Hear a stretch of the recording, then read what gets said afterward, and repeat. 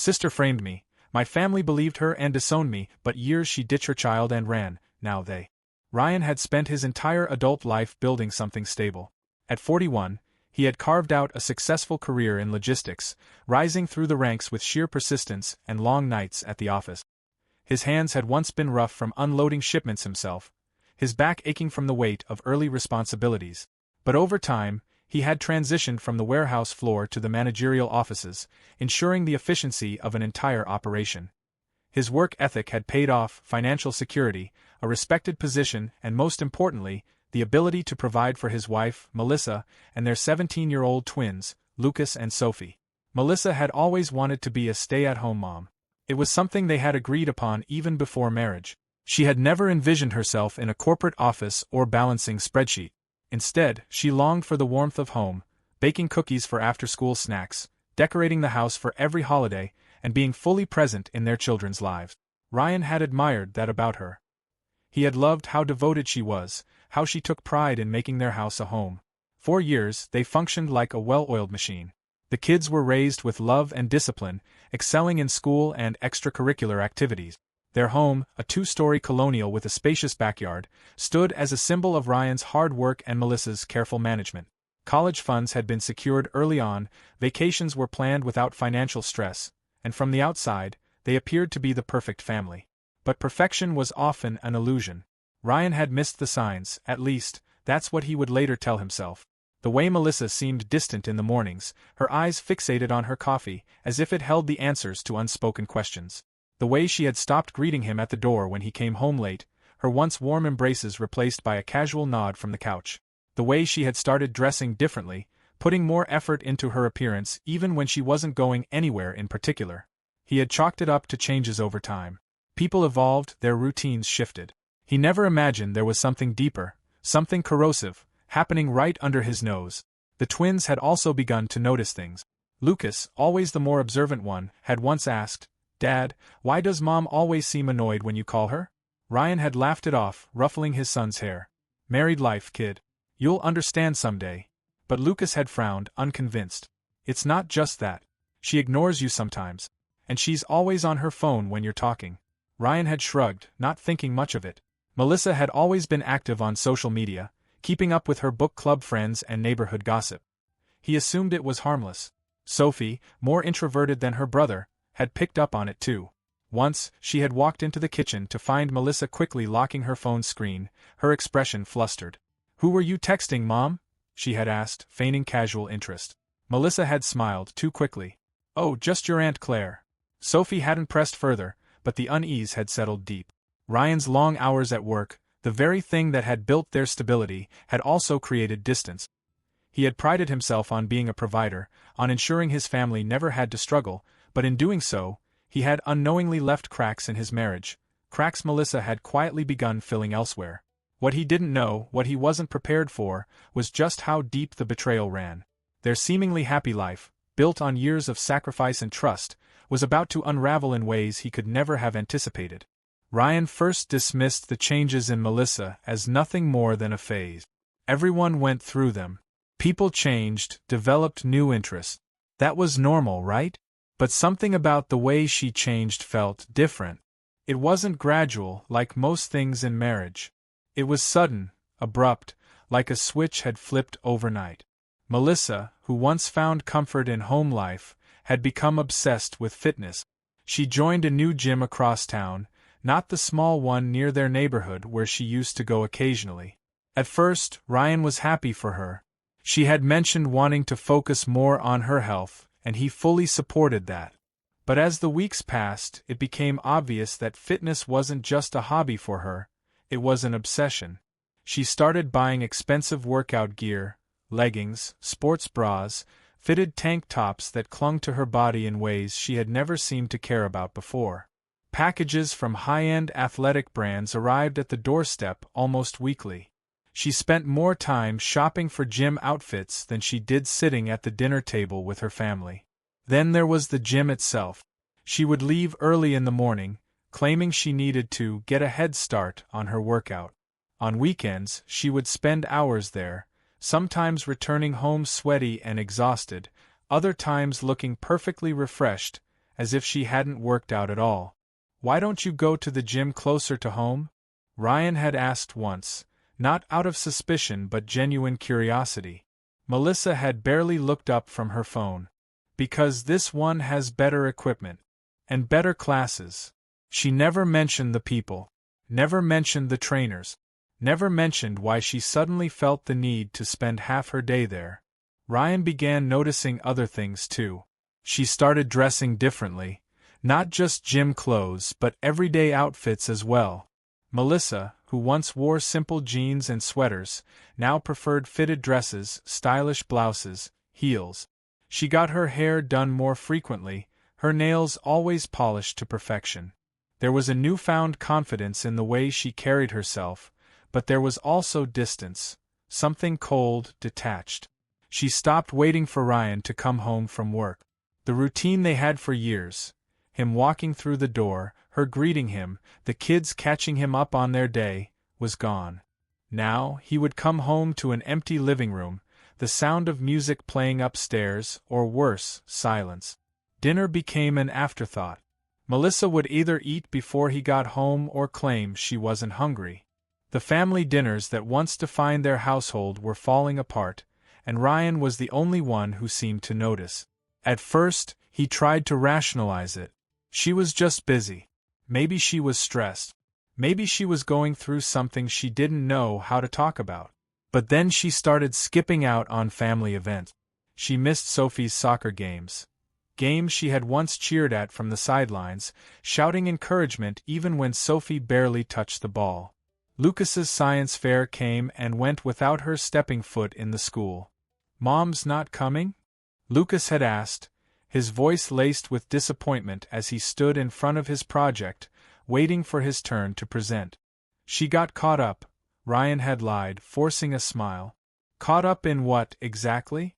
Even holidays felt different. Thanksgiving dinner had always been a big deal in their home, a tradition where the entire family sat together and shared what they were thankful for. But this year, Melissa had been distant, barely contributing to the conversation, checking her phone constantly, excusing herself early. Ryan tried to bring it up, tried to understand what was happening. "You're always at the gym," he said one evening. "Or out with your friends. You don't have time for the kids anymore." Melissa had scoffed, rolling her eyes. "Oh, so now I'm not allowed to have a life?" "That's not what I said." "That's exactly what you're saying," she shot back. "You just want me to stay stuck in the same boring routine while you get to go off and do whatever you want." "Boring routine?" She sighed, rubbing her temples as if even talking to him was exhausting. "Ryan, we do the same thing every day. Every week.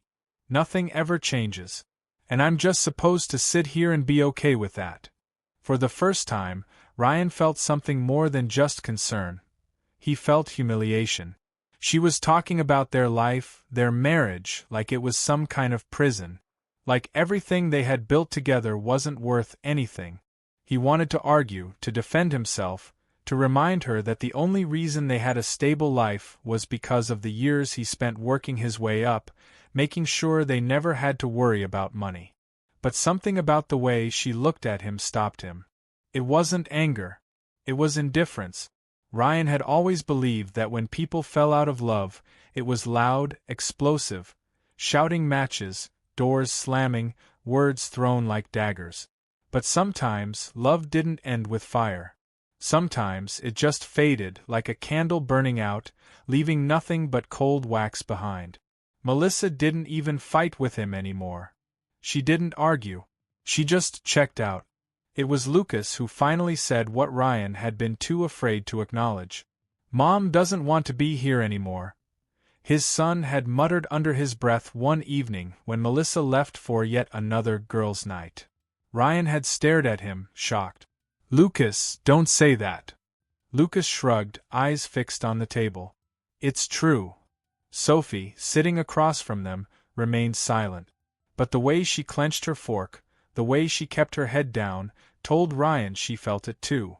Melissa had become a stranger in her own home, and Ryan had no idea how to bring her back. Ryan was exhausted. Lately, He felt like a stranger in his own home, moving through the days like a ghost while Melissa lived as if she had no obligations. No husband, no children, no past. She had become someone unrecognizable, obsessed with her reflection, with late nights out, with everything except the life they had built together. Every time he tried to talk to her, he was met with indifference, condescension, or outright mockery. He had started to accept, in a slow and painful way, that she didn't care about him anymore. But he hadn't yet realized just how deep the betrayal went. One night, it all unraveled. Lucas had been sitting on the couch, scrolling through his phone, when he suddenly went still. Ryan, sitting across from him at the dinner table, noticed the way his son's entire expression changed, from boredom to shock, then disgust. "What the hell?" Lucas muttered, his grip tightening on the phone. Sophie, who had been flipping through a notebook, glanced up. "What?" Lucas didn't answer right away. His eyes darted across the screen, scanning something in disbelief. Then he turned the phone around and showed Sophie. Ryan couldn't see from his seat, but whatever was on that screen made Sophie recoil. "Oh my God," she whispered, covering her mouth. Ryan stood, his stomach tightening. "What is it?" Lucas hesitated before finally shoving the phone across the table. "Mom." Ryan took the phone, confused, until he saw it. A dating profile. Melissa's name wasn't there, but the pictures were unmistakable. Gym selfies, taken in front of mirrors, some cropped just below her chin, others with her face on full display. The captions were even worse. "Looking for someone who actually knows how to have fun. No, I don't want to text all day. If I wanted a pen pal, I'd go to jail. Let's see if you can keep up." Ryan felt the blood rush to his head.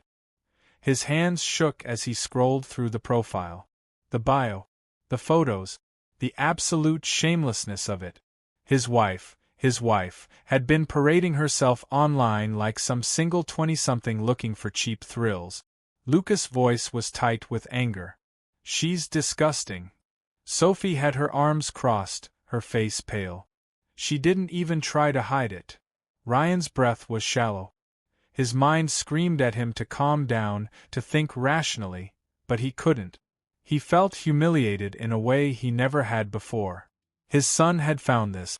His daughter had seen it. His family had been exposed to something so degrading, so shameful, and Melissa hadn't even cared enough to cover her track. Ryan forced himself to swallow the anger, to set the phone down. "I'll talk to her," he said, though the words felt hollow. Lucas scoffed. "Yeah? And what's she gonna do? Laugh in your face?" Ryan didn't answer. But Lucas was right. Melissa got home late that night, her heels clicking against the floor as she walked in, her phone in her hand, barely glancing at Ryan as he stood in the kitchen, waiting. She was in a good mood. That smug, untouchable attitude she carried these days was in full force. "You're home late," Ryan said, his voice strained. Melissa tossed her purse onto the counter. "Yeah. So?" Ryan clenched his jaw. He didn't want to do this in the kitchen, in the middle of the night, but there was no other way. He pulled out his phone and placed it on the counter, the dating profile still open. Melissa barely blinked. Ryan exhaled sharply. "Are you going to explain this?" She looked at the screen, then back at him. And then, she laughed. Ryan stared at her, stunned. She actually laughed. Not in a nervous way. Not in embarrassment. But in pure amusement. "Oh, relax," she said, rolling her eyes. "It's just for fun." "Fun?" Ryan's voice was dangerously low. "Melissa, the kids saw this." That seemed to surprise her, but only for a moment. She shrugged. "So? It's not like I'm meeting anyone." Ryan's hands tightened into fists at his sides. "Do you even hear yourself?" Melissa sighed, rubbing her temples. "God, Ryan, you act like I killed someone. I'm just living a little. It's harmless." His chest ached with fury. Harmless. He picked up the phone again and scrolled through the messages. Flirty exchanges, teasing, late-night texts. "This doesn't look harmless." Melissa finally frowned. "Are you seriously spying on me now?" You didn't even try to hide it. Melissa rolled her eyes, grabbing a bottle of water from the fridge. You're so dramatic. Ryan couldn't breathe. He had expected some kind of excuse, some weak justification. He hadn't expected this. This complete lack of remorse. He should have stopped there, but he didn't. Because Sophie, sweet, quiet, brilliant Sophie, had found something else, and Ryan needed answers. He grabbed the folder from the counter and slammed it down next to her purse. Melissa jumped slightly, startled. What is that? Ryan opened it. Bank statements, transfers, reductions in their accounts, specifically in Lucas and Sophie's college funds. $60,000. Gone. Sophie had found it earlier that day, checking the numbers like she always did, the way she double-checked her math homework, methodical and precise. Ryan had stared at the statements in disbelief, hoping there was some mistake. But there wasn't. Melissa's expression didn't change. You want to explain this too? Ryan's voice was cold. Melissa took a slow sip of water. I took some money out. So what? Ryan's stomach turned. $60,000? Melissa didn't flinch. I deserve to live a little.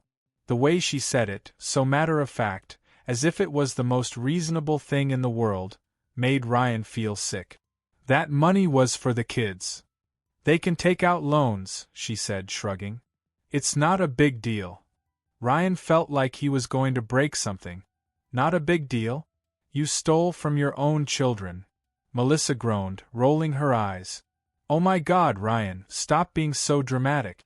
We're not broke. They'll be fine. Ryan had never hit anyone in his life, but in that moment, he thought if he didn't walk away, if he didn't physically remove himself from this conversation, he might do something he regretted. She didn't care. She didn't care. Lucas and Sophie had been right all along. Melissa wasn't part of this family anymore. She had abandoned them long before they ever realized it. Sophie was the quiet one, the observer, the one who always noticed things before anyone else. She had been watching Melissa for months, silently connecting the dots in a way that no one else had. And after finding out about the missing money, something in her clicked. She refused to believe that her mother's selfishness stopped at just spending money recklessly. There had to be more. A reason. A person. So she started digging. It wasn't difficult. Melissa wasn't exactly careful. She had been acting untouchable for so long that she had gotten sloppy. Sophie knew her passwords, knew the way her mother reused the same ones for everything. So one night, when Melissa was in the shower, Sophie took her phone from the kitchen counter. It took less than a minute, and what she found made her sick. Nathan, 35 years old, personal trainer, a complete fraud. His name was in Melissa's texts, in her emails, even in the bank transactions. Thousands of dollars funneled into his so-called business, a personal training service that, from what Sophie could tell, was nothing more than a scam. And it wasn't just her mother. Nathan had other women. Quick search online revealed everything. He had a reputation. Other women had fallen for him before, wealthy, married women who mistook his fake charm for something real. He used them, drained their money, then moved on to the next desperate housewife willing to fund his lifestyle. Sophie felt sick. Her mother was just another fool. By the time she told Lucas, he was ready to explode. So she's blowing all our money on some scam artist? He growled, pacing the room, fists clenched. This guy is literally using her, and she's too dumb to see it? Sophie swallowed hard, staring at the screen. We have to tell Dad. Ryan sat in the living room, exhausted. He had spent the last few nights barely sleeping, running on anger and disbelief. He had known Melissa was selfish, careless. But this was another level. When Sophie placed the phone in front of him, he didn't even hesitate to unlock it. And as he read the messages, scrolled through the transactions, looked at the pictures of Nathan, half-naked gym selfies sent in the middle of the night, his stomach twisted. He wanted to be sick. Melissa had humiliated him. She had made a fool out of him in ways he hadn't even imagined. And she didn't even care. But Ryan wasn't a fool. He wasn't about to let this end with him being the pathetic husband who sat back while his wife drained their money and paraded herself around with a loser like Nathan. He needed proof. Real, undeniable proof that would destroy any chance of Melissa playing the victim when this all came crashing down. So he got to work. Bank statements, screenshots of dating profiles, text messages, every financial transaction linked to Nathan's so-called business. Every gym payment, everything. Ryan compiled it all into a folder, methodically, carefully, like he was preparing for war. Because in a way, he was. And when he had everything he needed, he made a call. Jason, his best friend since college. A divorce lawyer. Ryan wasn't going to scream at Melissa. He wasn't going to waste another breath begging her to explain herself. He was done playing the fool. The next morning, he placed the folder on the table in front of her. Melissa, still in her gym clothes, raised an eyebrow. "What's this?" Ryan sat across from her, his expression unreadable. "Take a look." She opened the folder, and for the first time in months, Ryan saw something on her face that wasn't smugness or boredom. Panic. She flipped through the pages. Bank statements, dating app screenshots, messages from Nathan. Every single mistake laid out in black and white. "Where did you get this?" she snapped, her voice high, defensive. "Does it matter?" Ryan asked coldly. Melissa's mouth opened and closed. She glanced up at him, then down at the folder again, flipping faster now, her hands shaking. "You think you're so smart," she muttered, slamming the folder shut. "You think you're going to ruin me with this?" Ryan leaned forward, his voice dangerously quiet. "I don't have to ruin you, Melissa. You did that all on your own." Melissa scoffed, trying to recover. "Fine. So what? You want to be dramatic and play the betrayed husband? Go ahead. I don't care." Ryan smiled, a cold, humorless smile. "Good. Because I already filed for divorce." Melissa's face dropped. She blinked, like she hadn't fully processed what he just said. "You what?" "Jason drew up the papers this morning," Ryan continued, leaning back in his chair. "You'll be hearing from him soon." Melissa's mouth opened, then closed again.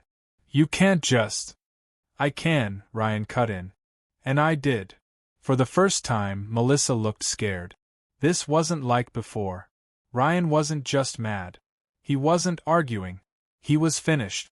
And Melissa, who had spent months acting like she was untouchable, like none of this mattered, like she could do whatever she wanted and never face consequences, was finally realizing she had overplayed her hand. Ryan stood, gathering the papers. "Start looking for a new place," he said flatly. "Because you won't be staying here much longer." Melissa lunged forward, grabbing his arm. "Wait, Ryan, let's talk about this." Ryan yanked his arm away. "No," he said. "We're done talking." Melissa's breath hitched. "Ryan, Save it." He turned and walked away. And for the first time in years, he felt like he could breathe. Lucas had never felt more angry in his life. His mother had betrayed them, stolen from them, and humiliated their family, all for some sleazy, manipulative trainer who used her like an ATM. And Lucas wasn't about to let that stand. He wasn't stupid. He knew exactly what kind of guy Nathan was. A predator. The kind of man who preyed on insecure, wealthy women who were desperate for attention. But guys like Nathan always made one mistake. They thought they were untouchable. That they could never be exposed. But Lucas had proof. He went online. Nathan had been careless. He had left a trail of thirsty comments on other women's social media accounts. Likes, messages, flirty emojis, the same copy-paste nonsense he had probably sent to dozens of women. Lucas started searching through profiles, recognizing patterns, finding receipts. And then he found them. Other women. Other victims. Women who had also been investing in Nathan's fake business. Who had given him money, gifts, free vacations, only to realize too late that he was playing them all. Lucas started reaching out. At first, some of them ignored him. But then he sent proof. Screenshots of texts. Bank transactions. Melissa's name in the transfers.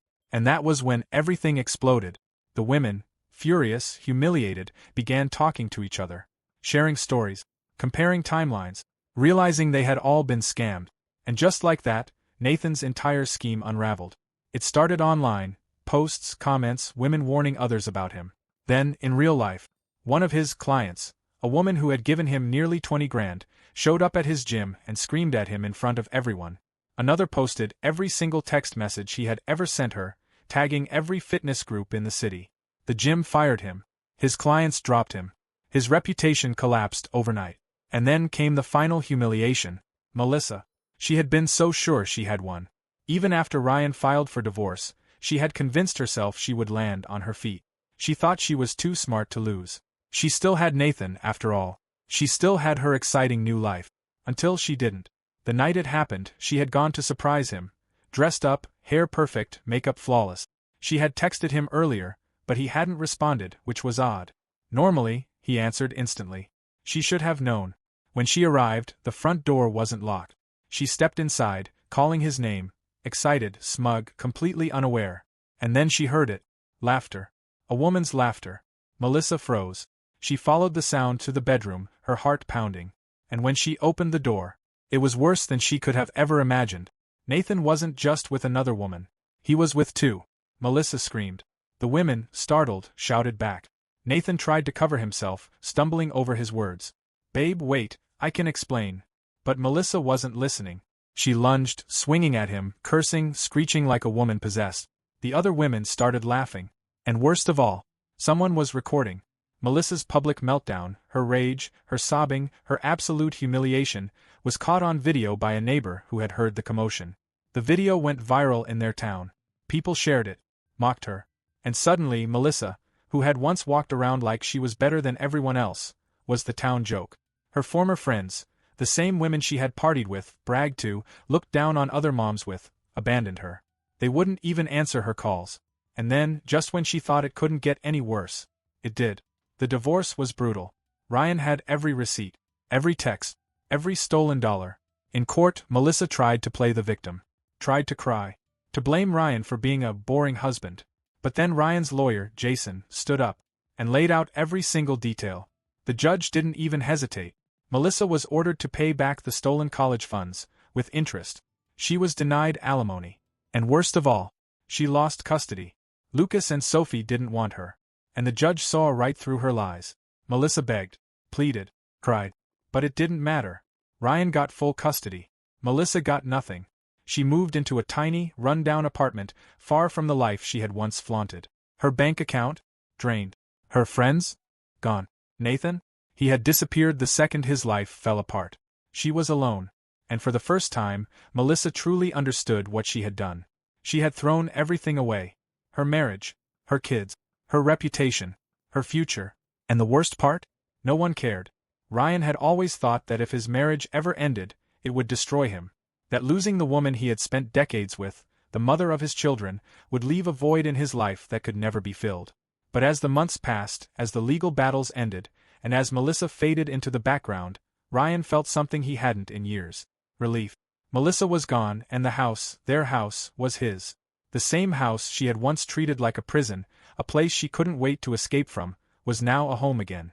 The tension, the fights, the constant feeling that something was wrong, all of it had disappeared with her. Ryan didn't waste time drowning in resentment. Instead, he rebuilt. He threw himself into his work, and it paid off. His company, recognizing his dedication and leadership, promoted him to a higher managerial position, one with a substantial pay increase. The timing couldn't have been better. Between covering the stolen college funds and ensuring the twins had everything they needed, financial security was his top priority. But more than that, Ryan focused on his kids. Lucas and Sophie had been through hell.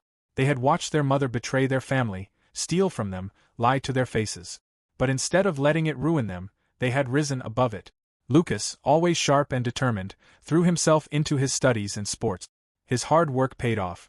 He landed a scholarship to a top university, securing his future without having to rely on loans or the money his mother had stolen. Sophie, ever the perfectionist, followed suit. Her grades had always been impeccable, and with her natural talent for numbers, she was accepted into an elite business program, also on a scholarship. Ryan had never been more proud. And Melissa? She had faded into irrelevance. At first, she had tried to keep up appearances. She would post online constantly, filtered selfies, fake smiles, long-winded captions about new beginnings and self-growth. Inspirational quotes about resilience littered her social media, as if pretending to be happy would erase the reality of her tiny, run-down apartment and crumbling reputation. But no amount of Instagram captions could hide the truth. Melissa was struggling. Without alimony, without a rich husband to fund her lifestyle, she was left with nothing but regret. She tried to get back into the workforce, but years of being a stay-at-home mom with no real career experience left her underqualified and overlooked. She tried to reach out to old friends, the same ones who had once joined her for girls' nights and lavish brunches, but they had moved on. No one wanted to associate with the woman who had become the town's biggest joke. Desperate, she even attempted to reach out to Ryan.